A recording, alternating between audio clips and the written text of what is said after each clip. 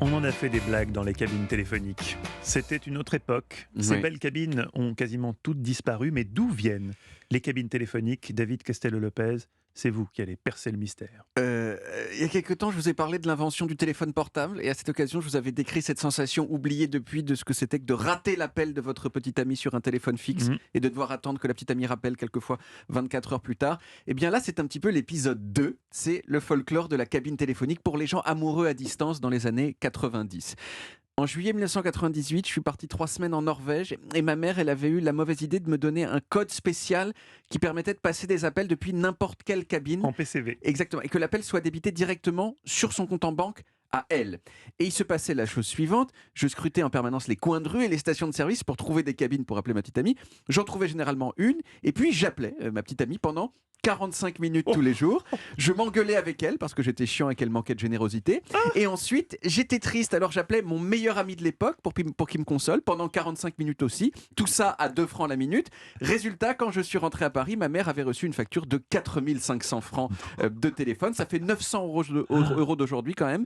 Et j'ai été convoqué par mes parents qui m'ont dit tu vas raquer en fait, tu vas raquer.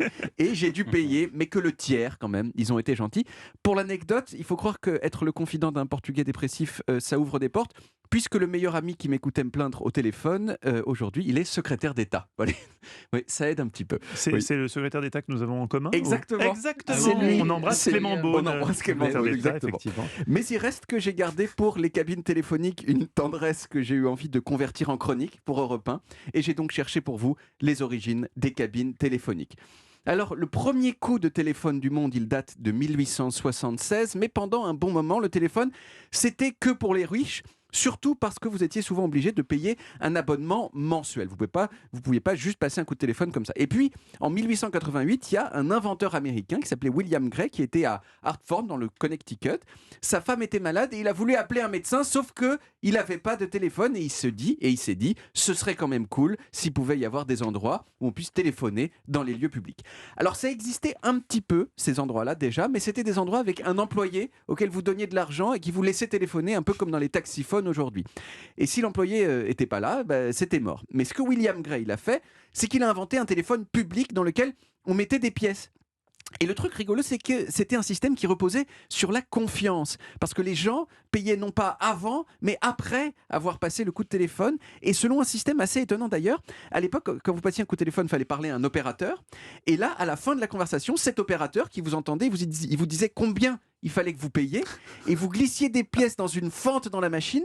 Ces pièces, elles tombaient sur une cloche à l'intérieur de la machine. Et donc, ça faisait un bruit qui permettait à l'opérateur de savoir à distance en écoutant si vous aviez payé et aussi Vous n'avez pas combien. connu cette époque, Stéphane, quand même, Non. rassurez-nous. Oh, oui, c'est 1889. Ah oui, donc d'accord. c'est- On est encore vraiment dans les balbutiements.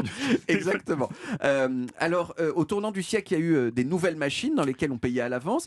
Mais, petit truc chiant, votre argent était perdu si la personne en face répondait pas. Voilà, un petit peu emmerdant.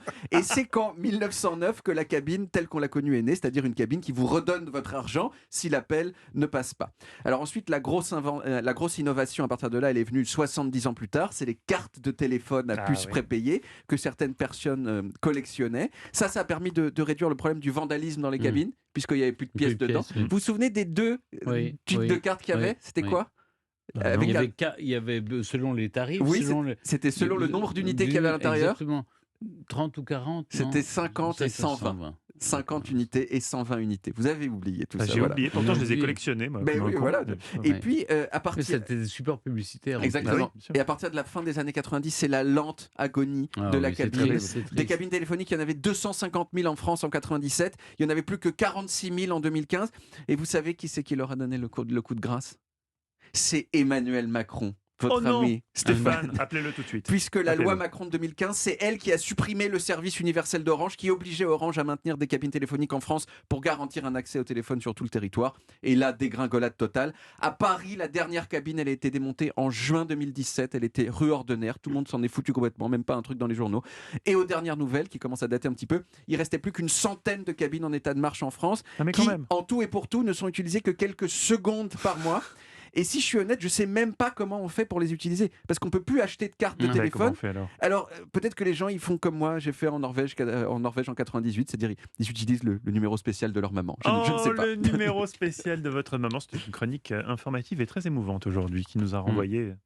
Il y a un peu de nostalgie dans le studio, Oui, j'ai oui, l'impression. Tout à fait. Mais c'est le seul type que je connaisse qui part visiter la Norvège et qui passe 1h30 au téléphone tous les jours avec leur Ça s'appelle l'amour, Stéphane. Vous auriez pu la prendre avec vous, hein, c'était moins cher. C'est vrai. J'aurais bien aimé, mais je pense qu'il n'en était pas question. Et surtout d'aller visiter la Norvège en juillet 98 alors qu'on gagnait la Coupe du Monde. Oui, C'est-à-dire et que vous n'avez j'ai pas vu- vécu la finale de la Coupe Et du Monde en je l'ai France. vécu dans les îles Lofoten, que j'ai vu dans un petit bar où on était Vous étiez 10. tout seul à sauter. Et tout seul comme ça, voilà. Alors c'était tard le soir, mais il fait jour tard le soir en Norvège. Ah, ça, c'est C'était assez un petit magique peu quand même. rigolo. C'est beau, C'est la magique. Norvège. C'est très beau.